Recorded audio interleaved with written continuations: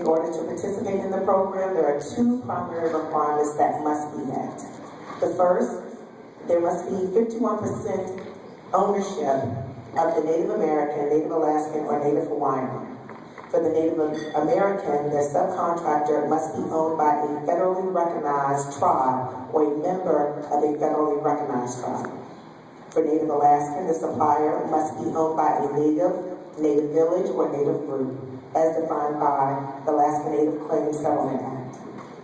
And then for the Native Hawaiian, the owner of the Native Hawaiian subcontractor or supplier must be a recognized Native Hawaiian as defined by 23 U.S. Code 42219.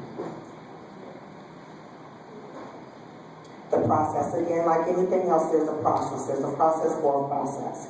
In the process, the prime contractor must first verify that the contract clause includes the DFARS 252.226-7001 clause.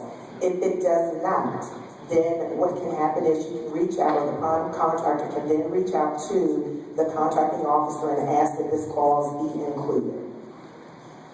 The contractor then identifies the Native American, Alaskan, and Hawaiian-owned organization to whom they would like to work with, and then they will engage themselves in communication on what is required of them during the duration of their participation in the program.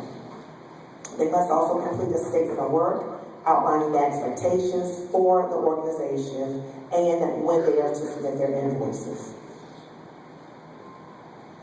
The Native American, Alaskan, Hawaiian-owned firm submits all paid invoices directly to the prime contractor for a specific period of time that they are requesting for their rebate request.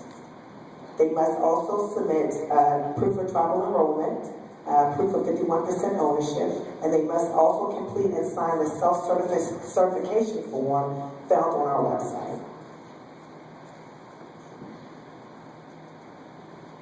The prime contractor then prepares all of this information and then transitions this information over to the contracting officer. The contracting officer will then make sure that all the invoices have been paid and that they do cover a specific period. The contract must remain open. If your contract closes, then the prime contractor is not eligible for the incentive rebate. So again, because of the process, it's not at all unfamiliar for contractors or contracting officers. In our DOD world, we call them KOs. It is not unfamiliar for them to receive phone calls from the prime vendors to say, can you leave our contract open so that we can go ahead and go through the process and receive our 5% rebate. Again, tribal and ownership certification documents must also be submitted to the prime contractor, as well as the self-certification and the non-affiliation certification letter.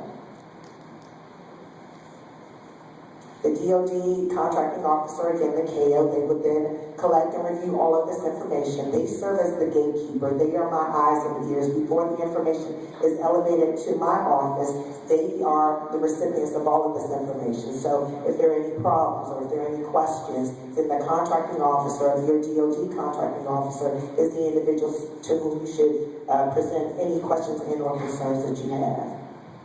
They also verified that the Native American, Alaskan, Hawaiian-owned firm has in fact performed the work and or manufactured the product in whole or in part, as stated in the invoices.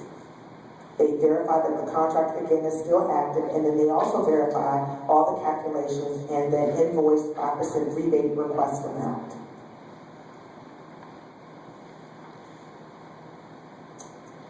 For me, some of the lessons that I've learned in going through this process is communication. Communication is key. One thing that I would stress is to also make sure that you communicate with the contracting officer. Let them know who you are. Speak to them. Let them know if they have any concerns, your door is always open.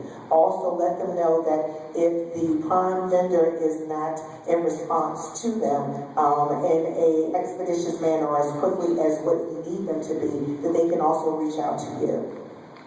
Additionally, just making sure that you all understand that there are so many programs that the Department of Defense offers. The Indian Incentive Program, of course, is an incentive to prime contractors, but then there's also the Mentor Protege Program. And I think in my attending some of the sessions, there were a couple of organizations that have their own internal mental protege programs. So again, I provided my information because, as Vanessa stated, I have worked with the mental protege program 5 years prior to coming on board as the assistant director for the Indian Incentive Program, so I'm very well versed in that program as well. Again, communication is the key. Please contact me if you have any questions, if you're having any issues with your prime vendor, if they are not in response to you, if you have not received your money, if you submitted all of your documentation. I am your advocate. I am the person that you need to speak with. I am also the person that works hand in hand with the contracting officer. So if you elevate your concerns to the contracting office and they, again, do not move as quickly or as expeditiously as what you would hope for them to, please make sure that you reach out to me as well. Thank you.